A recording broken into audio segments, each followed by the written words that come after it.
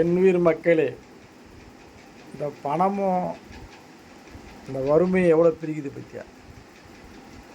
என் தம்பி வீட்டுக்கு நான் ஒரு வாட்டி பார்க்க போனேன். ரொம்ப நாளாச்சு, 1 வருஷமாக ஆகி போச்சு. தம்பி வீடு பார்க்க முடியல. சரி, ஒரு வாட்டி போய் பார்க்கறது வரலாமேன்னு போனேன். அவனும் வரமாட்டேன்றான். சரி, நம்ம ஒரு வாட்டி பார்த்துட்டு போகலாமே ஒரு ஆசையாக ஒரு தம்பி எப்படி ஆகிறான்னு.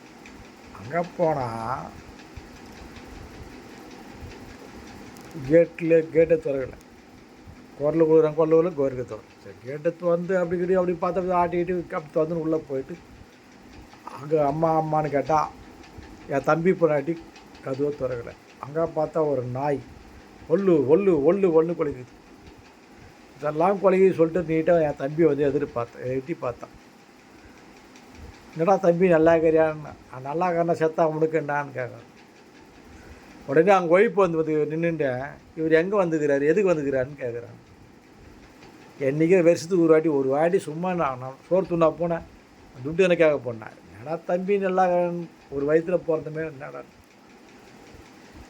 அவன் நாயும் வீடும் வாசனெல்லாம் கட்டி அழகாகிறான். நான் ஓட்டு விடும் ஓலை விட்டு அப்படி பொங்கி தூங்கி கால கட்டுக்கிறேன். இந்த பணம் பண்ணுற பாட்டை பற்றியா? அவர் இப்போ போகிறாரா இல்லையான்னு அவங்க ஒய்ஃபு கேட்குது. யாரையா தம்பி பொண்ணாடி கேட்குது.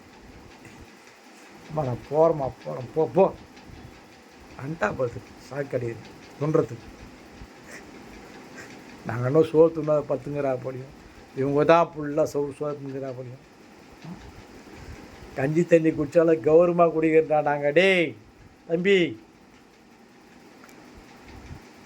போயிட்டு வரேன், போ வராத போன்றான் தம்பி. ஒரு காலத்தில் தங்க கம்பியாக நினச்சேன். இப்போ இரும்பு கம்பியாக கூட நினைக்க முடியல அவனை. நான் செத்துடணுமா அவன் வாழ்ந்துடணுமா? எங்கடா போகுது உலகம்? போடா, நீயே நல்லா வாழ்ந்துட்டு வாடா. நான் போகிறேன். நான் முன்னாடி போனால் நீ பின்னாடி வருவேன்னு மட்டும் ஒரு நினைப்பு நினச்சிக்கோ. இப்படியே இங்கேயே பூமி இருந்துன்னு நினைக்காத. நான் போய் இடத்த பிடிச்சி வைக்கிறேன், வந்துடுறாரு தம்பி. வந்து தான் ஆகணும். ஏன் உன் பாண்டி கூப்பிட்டு வந்துடு.